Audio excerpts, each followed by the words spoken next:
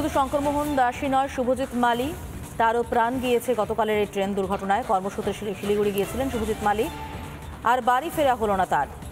শোকে পাথর তার পরিবার।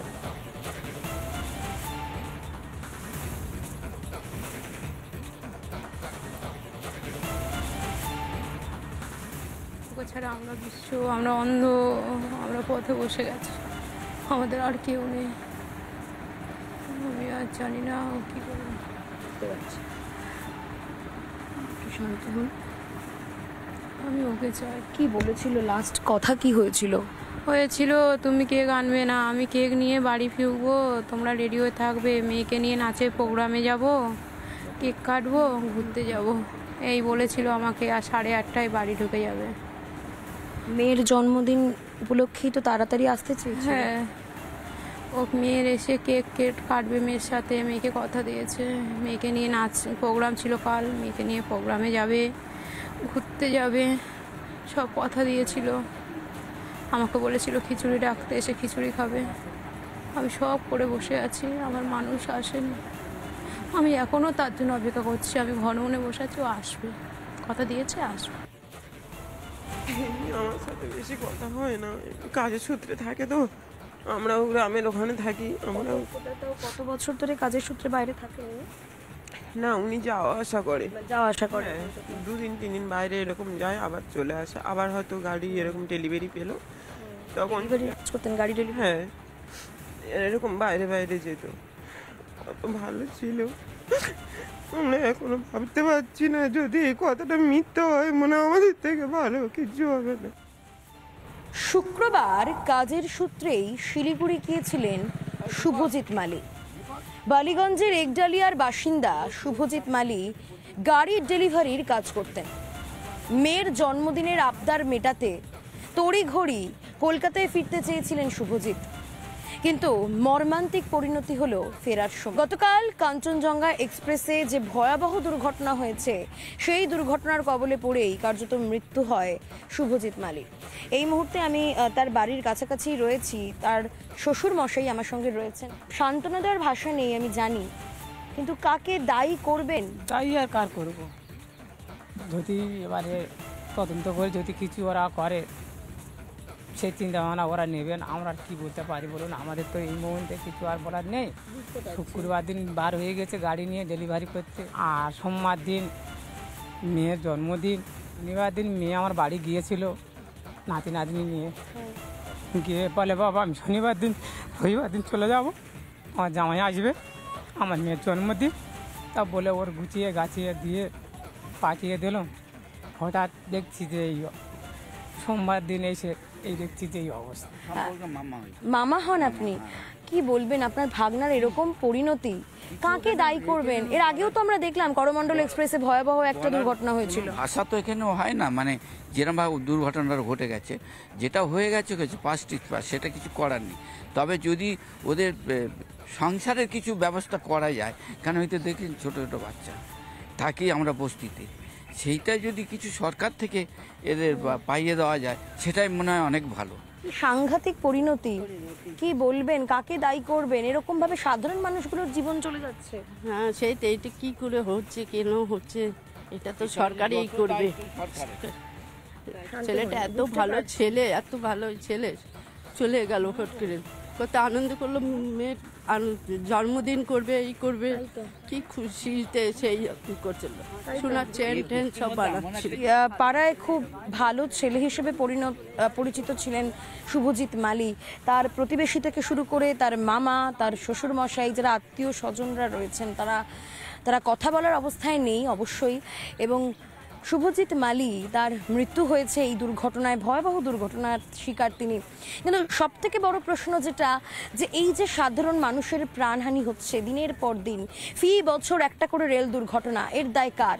এবং তারপরে করমণ্ডল এক্সপ্রেসে যেখানে এত বড় দুর্ঘটনা হলো, সেখান থেকেও কি শিক্ষা নিলেও না রেল?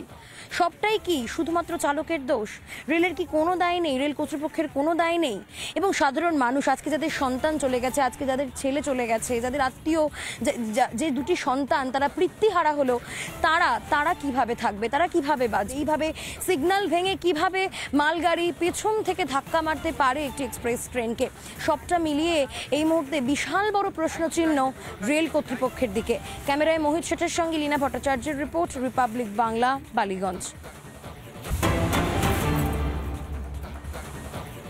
শুধু শঙ্করমোহন দাসই নয়, শুভজিৎ মালি, তারও প্রাণ গিয়েছে গতকালের এই ট্রেন দুর্ঘটনায়। কর্মসূত্রে শিলিগুড়ি গিয়েছিলেন শুভজিৎ মালি, আর বাড়ি ফেরা হলো না তার।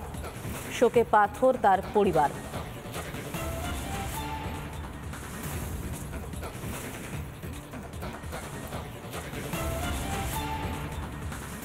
ওকে ছাড়া আমরা বিশ্ব, আমরা অন্ধ, আমরা পথে বসে গেছি, আমাদের আর কেউ নেই। আমি আর জানি না ও কী করবে। শান্ত হন। আমি ওকে চাই। কি বলেছিল, লাস্ট কথা কি হয়েছিল?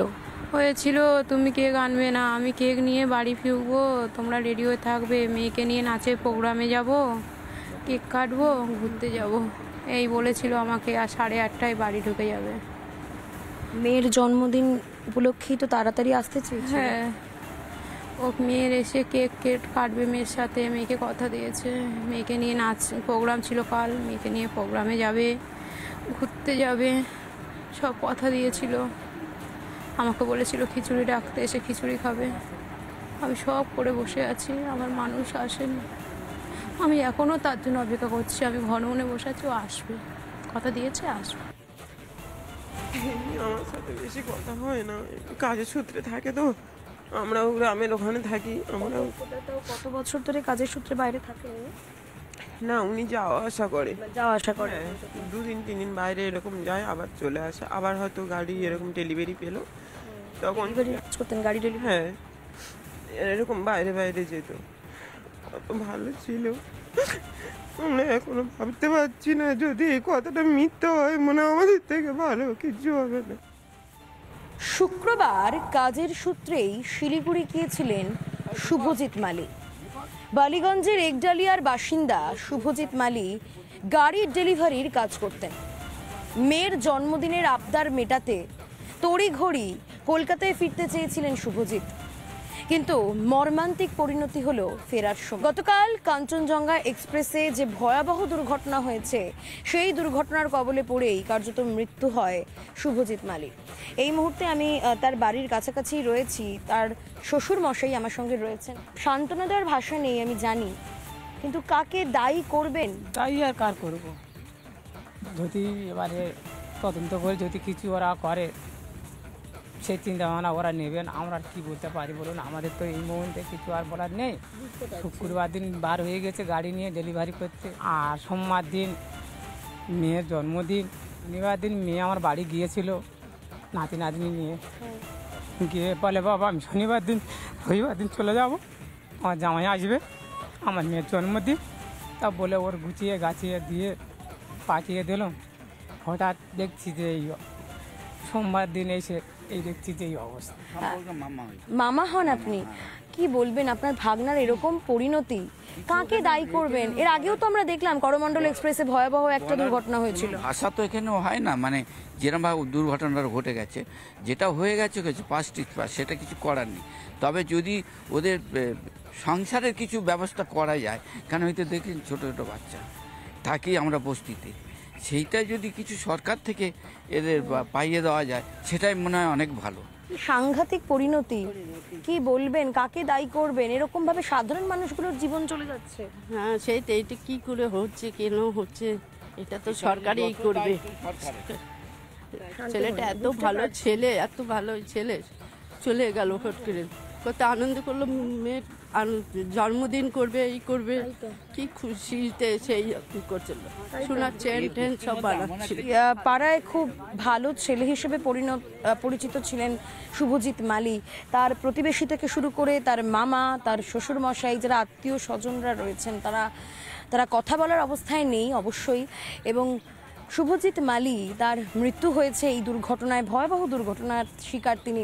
কিন্তু সব থেকে বড় প্রশ্ন যেটা, যে এই যে সাধারণ মানুষের প্রাণহানি হচ্ছে দিনের পর দিন, ফি বছর একটা করে রেল দুর্ঘটনা, এর দায় কার? এবং তারপরে করমণ্ডল এক্সপ্রেসে যেখানে এত বড় দুর্ঘটনা হলো, সেখান থেকেও কি শিক্ষা নিলেও না রেল? সবটাই কি শুধুমাত্র চালকের দোষ? রেলের কি কোনো দায় নেই? রেল কর্তৃপক্ষের কোনো দায় নেই? এবং সাধারণ মানুষ, আজকে যাদের সন্তান চলে গেছে, আজকে যাদের ছেলে চলে গেছে, যাদের আত্মীয়, যে দুটি সন্তান তারা পিতৃহারা হলো, তারা কিভাবে থাকবে? তারা কিভাবে বাঁচবে? এইভাবে সিগন্যাল ভেঙে কিভাবে মালগাড়ি পেছন থেকে ধাক্কা মারতে পারে একটি এক্সপ্রেস ট্রেনকে?